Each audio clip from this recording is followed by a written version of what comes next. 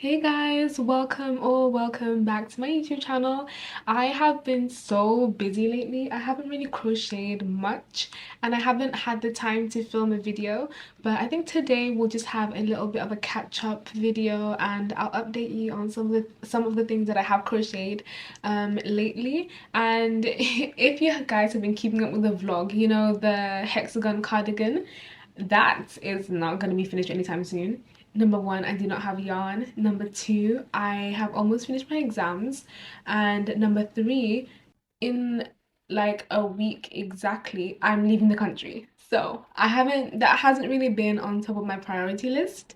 But hopefully when I'm on holiday, I can crochet it. But right now it's just looking exactly the same. So let me just show you guys some of the stuff that I have made. Actually, before we get there, I just want to show you my new yarn space. So in my house, I have this bookshelf. It's quite big. It's yeah, that's, that's all I can really say. It's really big, but it's also quite messy. But I decided to clear a section of my bookshelf and keep my yarn there. And I think it's just like the perfect location for my yarn. And then over here, I have my crochet hooks and a pair of scissors, so it's easily accessible for when I want to crochet. And I love reading as well, so I think the combination with the bookshelf and then my yarn is a nice combination. But it is looking a bit messy right now because I have balls of yarn around the house because I've been experimenting with crocheting and stuff, so everything is just kind of out of order. So let's go to my room and I'll get a few things and then I will talk you through some of the projects that I've made. Okay, so I'm back. Let's go through some of the projects that I've made. So here we have the hexagon cardigan that started my vlogs on my channel. I need to vlog more, I'm telling you. I had so much fun making those two videos, but like I said, I don't have time. But at some point I want to do so many more vlogs, maybe even some short films, because I remember when I first started my YouTube channel when I was like 12 years old, I had an obsession with filmmaking and photography, and I still have that at the back of my mind. So if I can make more creative crochet related videos, that would be so fun. So hopefully when exams are over, I finish next Friday and it sounds so crazy to even say that.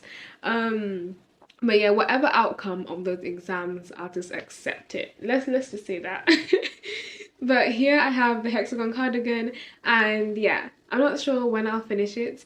I might, as I was saying earlier on, I'm going on holiday on the 23rd of June, so 2 days after my last exam, and I'm going to Zimbabwe, and I want to crochet so much there. I want to make so many vlogs, so many short films and everything. So hopefully I'll have the opportunity to do that then, and I might finish this. I will pack it, but there's no guarantee that it'll be finished anytime soon. But yeah, we have this, and then what else have I made? I have made a cake. Not even just one cake. I have made multiple cakes. Hang on, I think I just left it upstairs. Okay, here are the cakes. This cake is the cutest thing ever. And the little bow as well on the side of the cake. This isn't realistic for a cake. I don't know who on earth would decorate something like this that you can actually eat. And this was like purely experimental. I was trying to perfect how to get the top of the cake done and how to get the bottom of the cake done and the icing and everything. I'll show you my first cake very soon.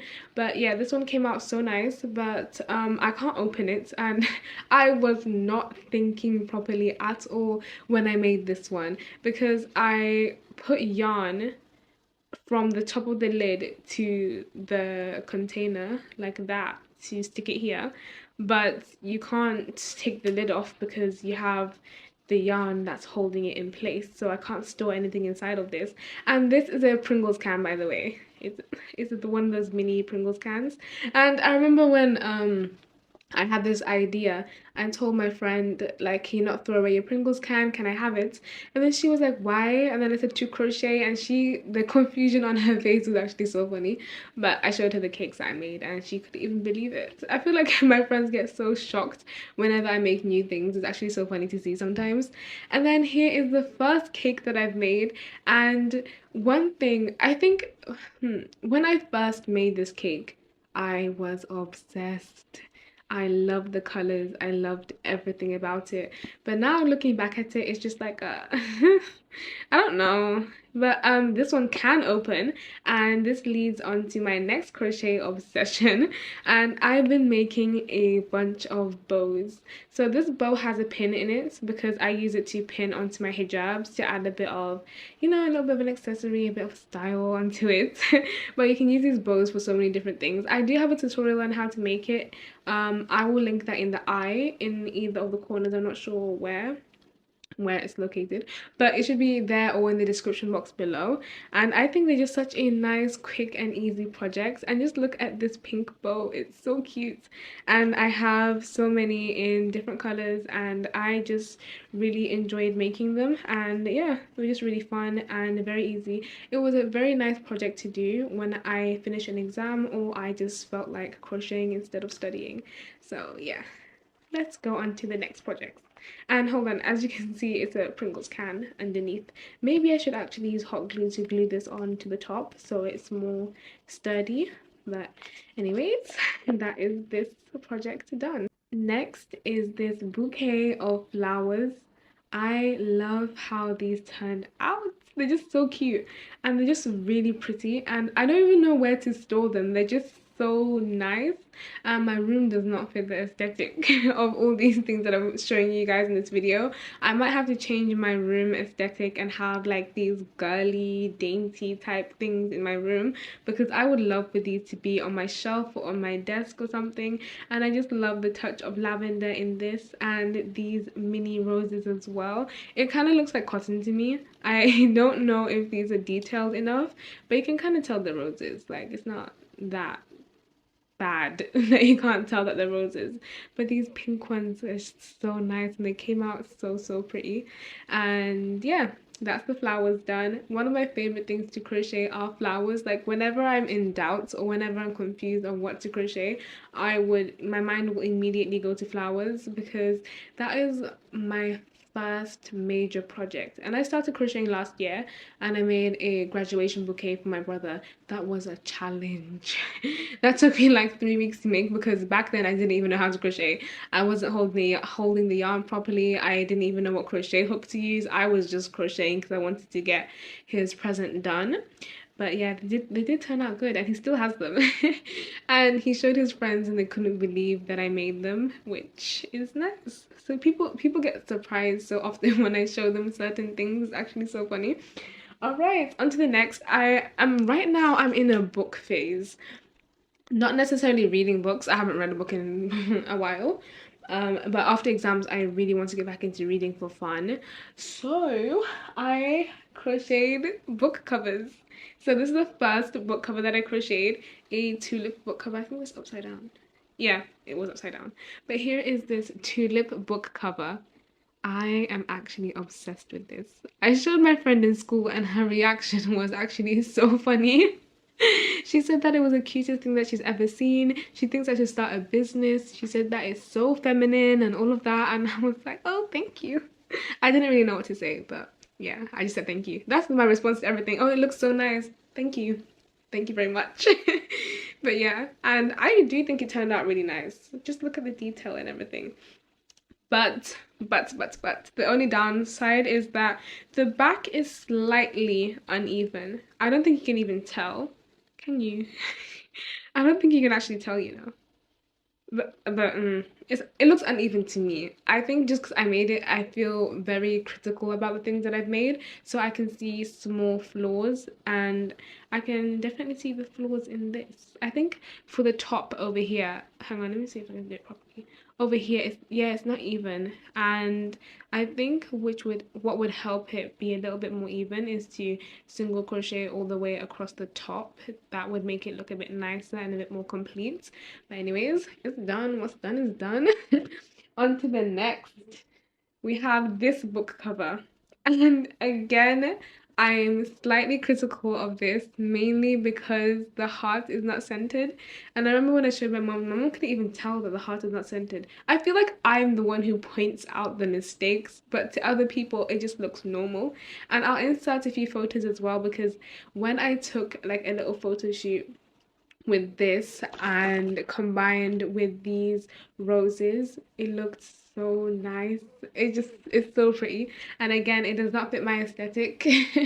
So I do need to change up a little bit, but for some reason I've been loving the color pink and the combination pink on pink, like a pink dress and like a different shade of pink other article of clothing, and then pink and white, or just pastel colors and just purples and stuff like that. And that's never really been my style. I have always been a black clothes only person, like I'm wearing right now, but I'm just home right now.